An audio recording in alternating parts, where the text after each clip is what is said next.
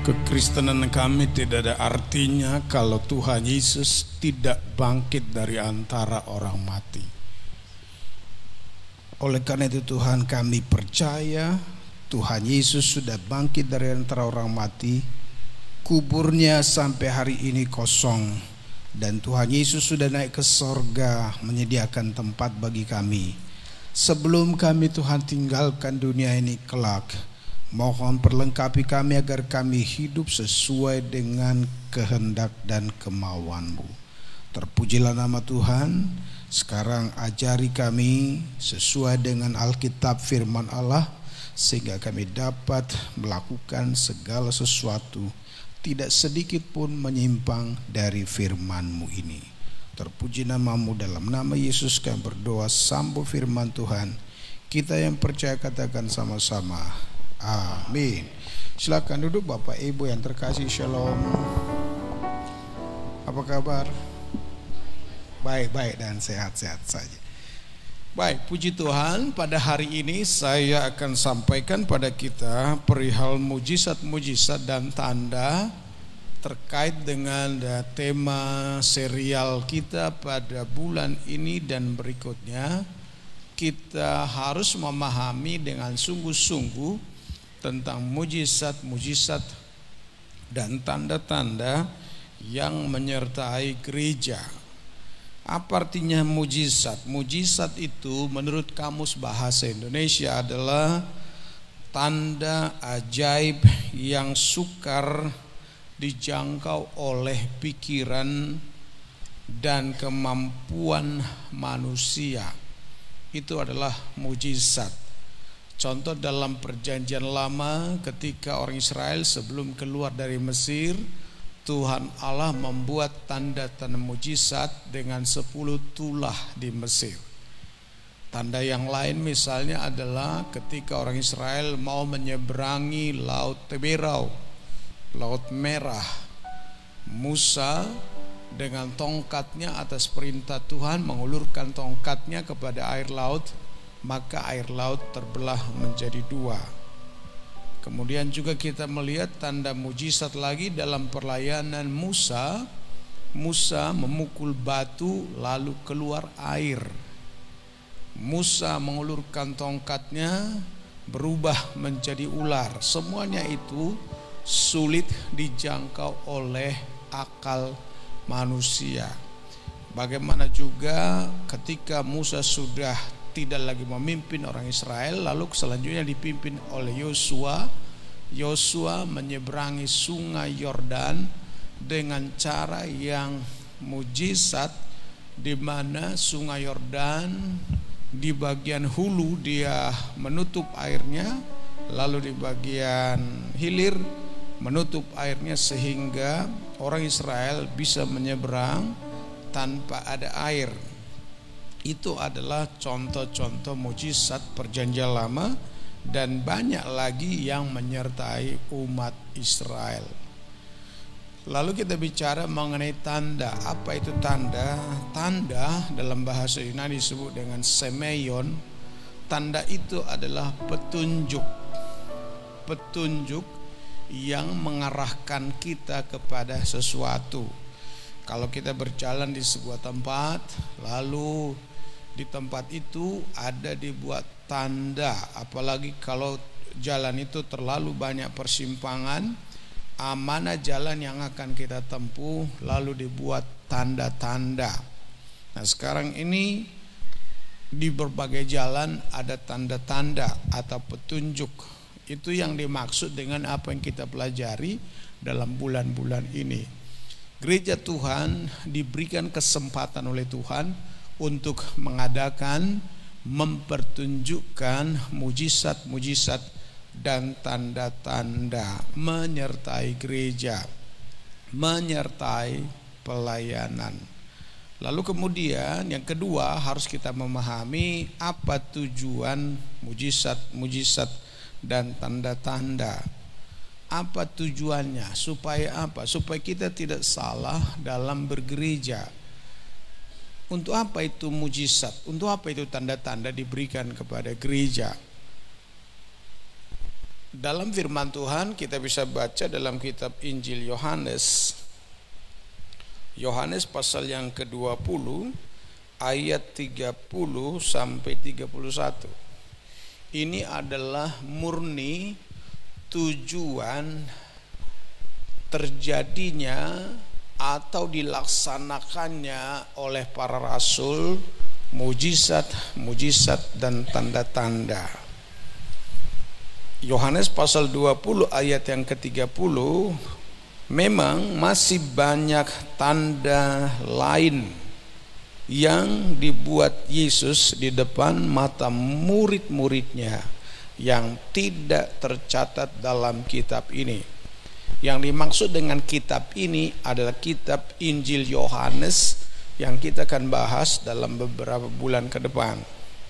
Banyak tanda yang dibuat oleh Yesus yang ditulis oleh Yohanes. Tetapi ayat 31 dia jelaskan, tetapi semua yang tercantum di sini telah dicatat. Siapa yang mencatat? Yohanes. Injil Yohanes. Semua yang tercantum di sini telah dicatat. Tujuannya apa? Supaya kamu percaya bahwa Yesuslah Mesias, Anak Allah, dan supaya kamu oleh imanmu memperoleh hidup dalam namanya. Jadi tujuannya mengapa perlu mujizat dan tanda-tanda dalam gereja maupun di dalam pelayanan dimanapun kita berada, tujuannya jelas. Supaya kamu percaya, supaya kita percaya bahwa Yesus adalah Mesias, Yesus adalah Kristus, Yesus adalah pemerintah kita, Yesus adalah penguasa kita. Dan kemudian tujuan berikutnya adalah supaya kamu oleh imanmu memperoleh hidup di dalamnya, supaya oleh Yesus Kristus Tuhan kita memperoleh hidup di dalam Yesus Kristus. Ini yang paling perlu kita sadari. Untuk apa itu mujizat? Nah, sekarang kita tanya pada diri kita masing-masing. Sekarang ini kan kita sudah percaya kepada Yesus Kristus Tuhan kita. Ya, lihat itu. Kita kan sudah percaya kepada Yesus sebagai Mesias, sebagai Tuhan. Dia adalah Allah kita. Itu sebabnya kita bergereja pada hari ini. Sekali lagi saya katakan, lalu masih perlu nggak mujizat dan tanda-tanda pada kita? Menurut saudara masih perlu nggak? Masih perlu terjadi di rumah kita? Kalau dari sisi ayat ini, sesungguhnya kalau di rumah kita tidak perlu terjadi. Karena kita sudah apa? Ayat ke-8, tetapi kamu akan menerima kuasa apabila Roh Kudus turun atas kamu, dan kamu akan menjadi saksiku di Yerusalem, di Yudea, di Samaria, sampai ke ujung bumi. Jadi untuk apa mujizat harus terjadi dalam hidup kita adalah kita boleh melaksanakan, kita boleh membuat mujizat, tetapi dalam rangkaian bersaksi pada orang lain. Misalnya, satu saat kita mau pergi menyampaikan tentang bahwa Yesus adalah Tuhan, Yesus adalah Juru Selamat, di dalam Yesus Kristus kita akan sampai masuk surga, tapi orang ini sukar sekali dia yakin kepada Yesus Kristus. Maka saudara dapat berdoa dan mengadakan mujizat di dalam pelayanan. Jadi artinya adalah untuk apa mujizat itu harus kita kerjakan, kita buat adalah supaya orang percaya kepada Yesus. Sebab mujizat dan tanda-tanda itu diadakan adalah sebagai tanda petunjuk agar orang percaya kepada Tuhan Yesus. Jadi kalau saudara dan saya sudah percaya pada Tuhan Yesus Kristus, sudah yakin bahwa Yesuslah juru selamat kita, di rumah kita tak perlu lagi sudah minta-minta mujizat. Gak perlu minta itu. Saudara tinggal jaga kesehatan dengan baik, ya, supaya tidak sakit gula. Jangan terlalu banyak makan nasi, olahraga, jaga kesehatan. Tinggal itu, karena Tuhan sudah memerintahkan semuanya pada kita. Bagaimana supaya kita sehat-sehat, semua sudah ada dalam Alkitab. Apabila engkau setia mendengarkan firman Tuhan, melaksanakannya, maka aku akan menjauhkan segala penyakit dari dalam tubuhmu. Persoalannya adalah banyak orang sudah percaya pada Yesus tetapi tidak melaksanakan apa yang diperintahkan oleh Yesus. Jadi sesungguhnya kalau kita sungguh-sungguh melakukan apa yang dikatakan oleh Tuhan, kita pasti baik-baik dan sehat-sehat saja. Katakan amin. Karena dimulai dengan sehat kita secara rohani. Sehat kita secara rohani adalah punya hubungan baik dengan Tuhan Yesus. Pikiran kita adalah pikiran-pikiran Tuhan Yesus. Firman itu ada dalam diri kita masing-masing. Otomatis kita sehat. Cobalah periksa nanti di rumah, apa penyebab kita sakit, apa penyebab kita sakit kepala, sakit apapun. Itu lebih banyak karena kita tidak mengikuti aturan-aturan yang Tuhan sudah berikan kepada kita. Coba nanti periksa diri kita.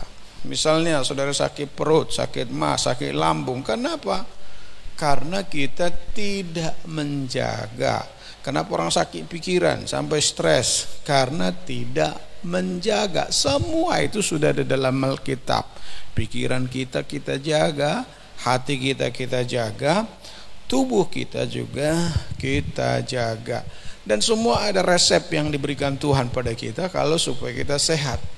Supaya pikiran kita sehat ada dalam Alkitab. Supaya hati kita juga plong ada dalam Alkitab. Jadi mujizat itu jangan sampai salah. Jangan sampai saudara datang di gereja sudah percaya pada Tuhan Yesus sebagai Tuhan dan Juru Selamat selalu minta-minta mujizat.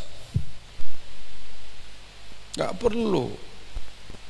Berjalan normal saja kehidupan itu. Tapi kalau untuk pelayanan kita minta terjadi mujizat, karena mujizat itu adalah sebagai tanda petunjuk supaya orang datang kepada Tuhan Yesus. Jadi tidak ada alasan bilang seperti ini, saya mau ke gereja hari ini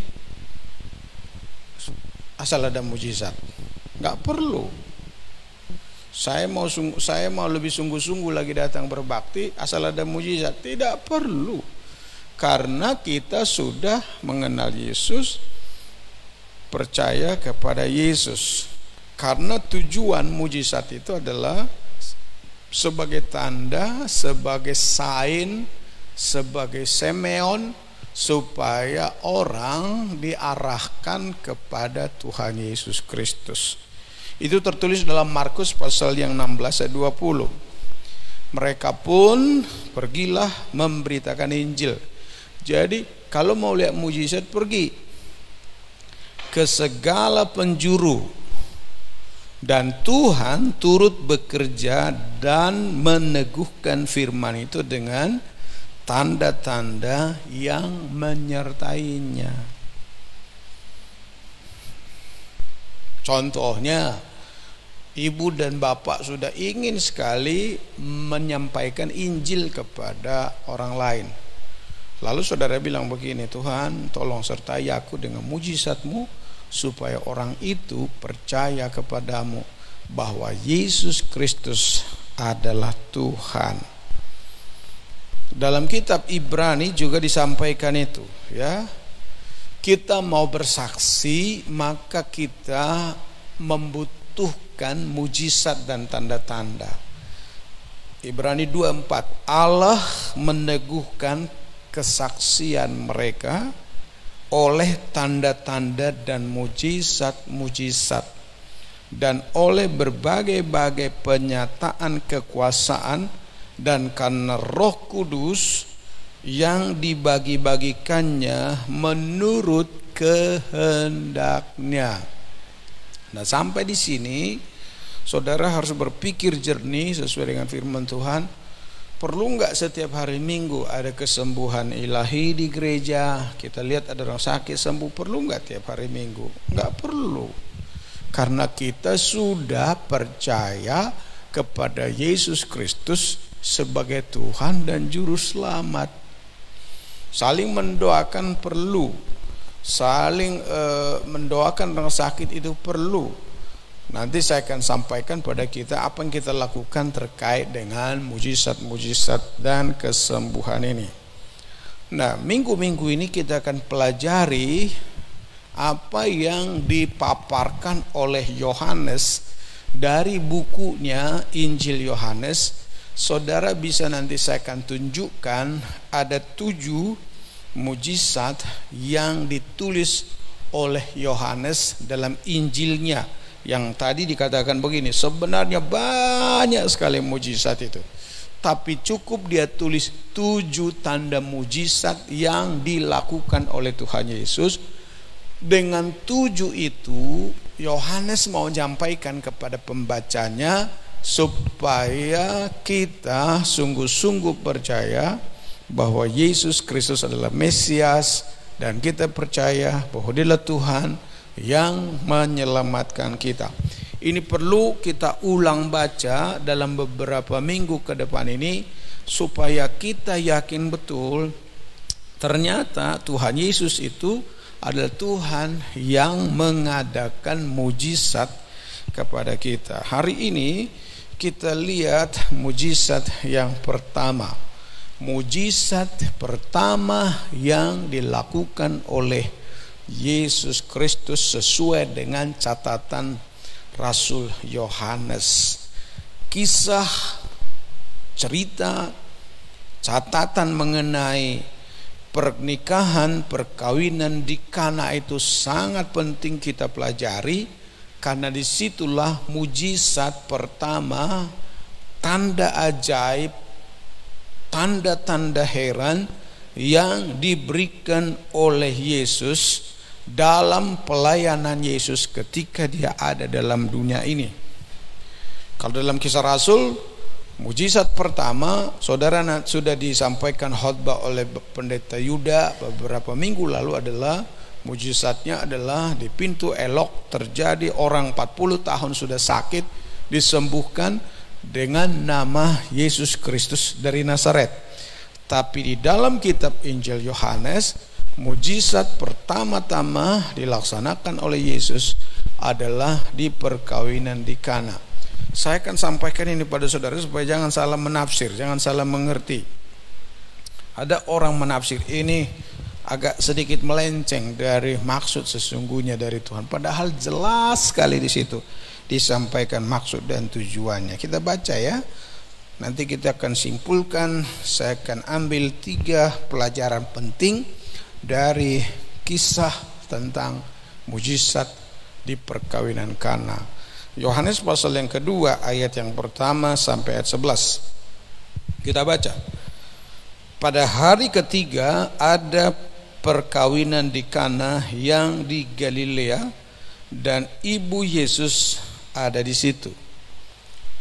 Yesus dan murid-muridnya diundang juga ke perkawinan itu. Ketika mereka kekurangan anggur, ibu Yesus berkata kepadanya, "Mereka kehabisan anggur." Kata Yesus kepadanya, "Mau apakah engkau daripadaku, ibu? Saatku belum tiba." Tetapi ibu Yesus berkata kepada pelayan-pelayan, "Apa yang dikatakan kepadamu, buatlah itu." Di situ ada 6 tempayan yang disediakan untuk pembasuhan menurut adat orang Yahudi, masing-masing isinya 2-3 buyung. Yesus berkata kepada pelayan-pelayan itu, "Isilah tempayan-tempayan itu penuh dengan air." Dan mereka pun mengisinya sampai penuh. Lalu kata Yesus kepada mereka, "Sekarang cedoklah dan bawalah kepada pemimpin pesta, lalu mereka pun membawanya. Setelah pemimpin pesta itu mengecap air yang telah menjadi anggur itu, dan ia tidak tahu dari mana datangnya, tetapi pelayan-pelayan yang mencedok air itu mengetahuinya, ia memanggil mempelai laki-laki dan berkata kepadanya, setiap orang menghidangkan anggur yang baik dulu, dan sesudah orang puas minum, barulah yang kurang baik. Akan tetapi engkau menyimpan anggur yang baik sampai sekarang ini. Perhatikan ayat 11, tujuannya ini jelas. Hal itu dibuat Yesus di Kana yang di Galilea sebagai yang pertama dari tanda-tandanya, dan dengan itu ia menyatakan kemuliaannya, dan murid-muridnya percaya kepadanya. Mungkin saudara pernah mendengarkan khotbah tentang perkawinan di Kana dengan mujizat Tuhan Yesus. Kadangkala khotbah itu saya tidak bisa salahkan, tetapi kadang kita meleset memahaminya. Kadang orang terlalu terfokus dengan pernikahan itu, fokus dengan pernikahan, ya. Misalnya orang terlalu fokus dengan di mana orang menikah itu kurang persediaan, terlalu fokus dengan itu. Di sisi lain juga orang terlalu fokus dengan Maria, ya, Maria yang meminta pada Yesus, yang menyatakan pada Yesus bahwa mereka kehabisan anggur. Di sisi lain juga ada orang terlalu fokus dengan dari kisah itu berkata dengan kata yang sederhana begini, nah kalau apa yang disediakan manusia itu kan akan habis, ya, pernikahan itu bisa jadi lama-lama jadi pudar katanya. Semua itu saya tidak bisa salahkan, tetapi itu adalah pengertian yang belum begitu pas dengan apa yang dikatakan oleh firman ini. Sesungguhnya kalau kita baca Alkitab, jangan meleset dari apa yang dikatakan oleh Tuhan Yesus. Ingat, membaca seluruh kitab Injil Yohanes harus lihat untuk apa Injil Yohanes itu ditulis. Tadi sudah jelas dalam Yohanes pasal 20, masih banyak tanda-tanda yang dilakukan Yesus, tetapi tidak semua itu ditulis. Yohanes berkata, yang ditulis di sini cukup untuk memberitahukan kepada kamu bahwa Yesus Kristus adalah Mesias, anak Allah yang hidup. Yang kedua, supaya kamu percaya kepadanya. Dalam pembacaan ini, peristiwa di Kana ini, saya mau sampaikan beberapa hal. Ayat yang pertama, pada hari ketiga ada perkawinan di Kana yang di Galilea dan ibu Yesus ada di situ. Kapan hari pertama? Hari pertama itu hari Minggu. Jadi ini hari ketiga, berarti hari apa ini? Hari Minggu, Senin, hari Selasa. Nah, hari ketiga di sini apa? Sejak Yesus menemukan Filipus. Dalam ayat-ayat sebelumnya, lalu Yesus pergi ke Kana. Di sana kata Yesus di sana bersama dengan Maria dan juga murid-muridnya diundang ke perkawinan itu. Perkawinan orang Yahudi dulu itu punya tatanan, punya cara. Pertama ada tunangan dulu, ya. Kemudian persiapan pernikahan, lalu menikah. Persiapan pernikahan itu diperkenalkan antara dua orang tua. Lalu sesudah ketiga adalah diadakan pesta. Pestanya itu biasanya 7 hari. 7 hari pestanya, bayangkan, ya. 7 hari mulai dari persiapan terus. Pestanya itu sukacita, disediakan minum, disediakan makan, dan tidak terkecuali disediakan juga anggur, di mana mereka bersorak-sorak, bersukacita, tertawa Itulah pesta pernikahan itu. Ibu Yesus diundang dan juga murid-muridnya. Yang keempat, kalau pernikahan Yahudi itu dulu dibuat undangan, dan yang diundang itu tidak sembarang orang yang diundang. Yang diundang itu adalah keluarga dan orang-orang yang dekat. Berarti kita bisa ambil kesimpulan dari adat istiadat itu, kita bisa ambil kesimpulan bahwa yang diundang itu adalah orang-orang dekat dengan dia, termasuk Yesus dan murid-muridnya. Lalu mereka kekurangan anggur. Murid itu kekurangan anggur, pesta itu kekurangan anggur.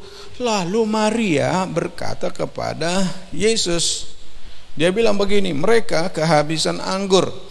Apa artinya kehabisan anggur? Ada orang yang berpikir begini, kenapa Maria bilang begitu kepada Yesus? Mereka kehabisan anggur. Ada yang bilang begini, supaya mereka nggak usah datang lagi karena sudah habis apa? Sudah habis anggur. Jadi kita nggak usah datang lagi. Tapi ini bukan penafsiran yang baik. Mereka kehabisan anggur supaya disalahkan yang menyediakan pesta? Bukan. Tapi Maria di sini menjelaskan mereka kehabisan anggur. Hal yang paling betul adalah ketika mereka kehabisan anggur, Yesus menjawab, mau apa engkau dari aku? Yang paling yang saya yakini adalah ketika Maria berkata mereka kehabisan anggur, Maria mau berkata kepada Yesus Kristus, ayo, ini waktunya kau menyatakan kemuliaanmu. Karena dari lahir Yesus itu sudah diketahui oleh Maria, dia adalah dari Allah, dia adalah Yesus Kristus, dia yang diurapi, dialah juru selamat. Waktunya engkau sekarang menyatakan kemuliaanmu. Tapi Yesus bilang apa? Bukan, waktuku belum tiba, jadi jangan ganggu aku. Karena enggak diketahui oleh Maria. Tapi yang jelas adalah 3 hal yang saya mau sampaikan di waktu pagi ini adalah, nomor 1, bahwa dalam peristiwa ini diajar kepada kita oleh Tuhan. Saya sebutkan dengan istilah terjadinya transformasi apabila Yesus datang. Transformasi artinya perubahan air menjadi anggur. Jadi Yesus kedatangannya dalam dunia ini adalah mentransformasi, mengubah air menjadi anggur. Itu kedatangan Tuhan Yesus Kristus. Yesus datang dalam dunia mengubah anggur yang tadinya disimpan pada kirbat yang sudah tua, ada kirbat yang baru dibawa oleh Yesus Kristus. Nomor 1, catat ini sebelum kita berdoa, bahwa dari peristiwa ini kita menemukan bahwa Yesus sanggup menyediakan semua yang kita butuhkan. Katakan amin. Dia menyediakan yang kita butuhkan. Apa yang saudara perlukan hari ini? Kehabisan apa saudara? Kehabisan anggur kah? Kehabisan kesehatan? Segalanya sudah hampir habis. Percayalah, kedatangan Yesus mentransformasi, bahwa Yesus Kristus sanggup menyediakan semua yang kita butuhkan. Semua yang kita butuhkan disediakan oleh Yesus. Pertanyaannya adalah bagaimana supaya kebutuhan kita itu diberikan oleh Yesus. 1 Yohanes pasal yang ke-5:14. Ini rahasianya. Dan inilah keberanian percaya kita kepadanya, yaitu bahwa Ia mengabulkan doa kita jikalau kita meminta sesuatu kepadanya menurut kehendaknya. Jadilah kehendakmu. Maria kan kasih tahu itu, mereka kehabisan anggur, tapi Yesus bilang apa? Waktuku belum tiba, jangan ganggu aku. Jadi kita jangan coba-coba pernah memaksa Tuhan Yesus. Selalu kita bilang, jadilah kehendakmu. Jadilah kehendak. Kalau itu merupakan doa kita, Tuhan kabulkan doa kita. Nomor 2, dari kisah ini, kisah mujizat dan tanda yang dilakukan oleh Yesus, kita belajar dari sini, harus stop kita fokus pada anggur. Stop fokus pada anggur. Di sini mereka kekurangan anggur. Ya. Diri kita apa? Apa yang kita kurang dalam diri kita? Mungkin kesehatan kita sudah kurang. Stop fokus pada kekurangan. Mungkin kita sakit. Ada Pak Pasaribu sekarang sakit di rumah sakit Hermina, dirawat oleh Tuhan. Stop fokus dengan penyakit itu. Stop fokus dengan penyakit. Jangan terlalu fokus dengan penyakit. Kalau kita terlalu fokus dengan penyakit, pasti kita bilang, matilah nanti sebentar lagi ini. Meninggal dia sebentar lagi. Karena kita fokus kepada apa? Penyakit. Kita harus lebih fokus kepada kemuliaan Tuhan. Kita harus berani berkata bahwa segala sesuatu yang terjadi itu ada maksud Tuhan supaya Yesus dimuliakan. Perhatikan dalam ayat yang keempat dan yang kelima dari pembacaan kita. Di sana dikatakan apa? Kata Yesus kepadanya, mau apakah engkau daripadaku, Ibu, saatku belum tiba. Jangan fokus terhadap anggur, tapi fokus kepada Yesus. Tetapi Ibu Yesus berkata, apa yang dikatakannya padamu, perbuatlah. Jangan fokus dengan mujizat, jangan fokus dengan anggur, jangan fokus dengan saya ini sudah lama minta supaya sembuh tapi saya nggak sembuh-sembuh. Jangan fokus dengan itu. Tetaplah kita berkata seperti apa yang dikatakan oleh Paulus dalam Roma 8:28. Kita tahu sekarang Allah turut bekerja untuk bersama-sama dengan dia untuk mendatangkan kebaikan demi kemuliaan Tuhan. Kalau penyakit itu diizinkan Tuhan pada kita, kita bersyukur ini untuk kemuliaan Tuhan. Kalau satu saat pun kita berdoa dan doa kita tidak dikabulkan oleh Tuhan, percayalah semuanya itu untuk kemuliaan nama Tuhan Yesus Kristus. Harus di situ fokus kita, bukan pada mujizatnya, bukan pada anggurnya, tetapi kepada kemuliaan Tuhan. Sebab di rumah kita, dalam pribadi kita, Kristus harus dimuliakan. Katakan amin. Dan yang ketiga adalah saudara dan saya, dari kisah ini kita harus percaya pada Tuhan Yesus Kristus, bukan pada mujizat.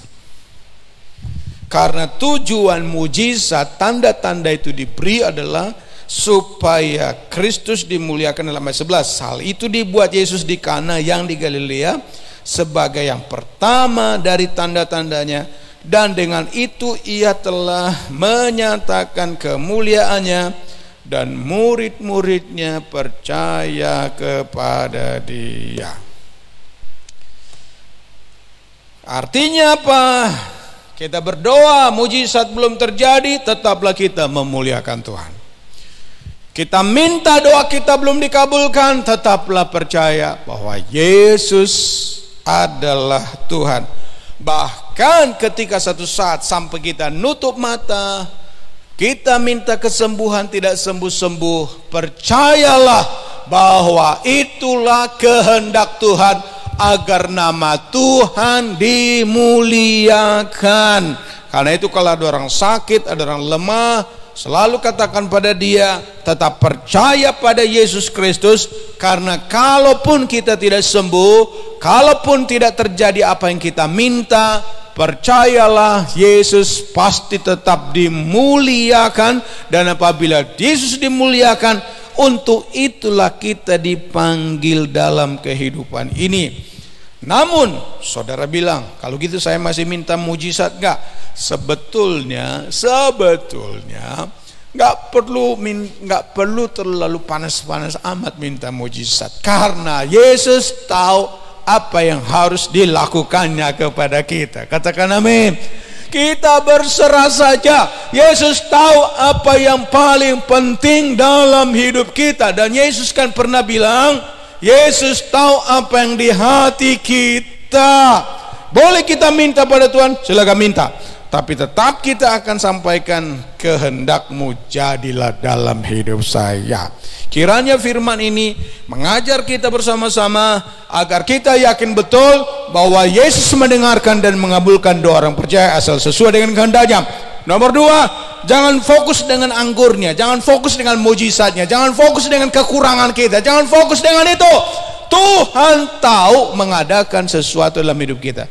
Dan nomor 3 adalah ingat segala sesuatu itu adalah untuk kemuliaan nama Tuhan Yesus Kristus. Apakah saudara diberkati dengan firman Tuhan ini?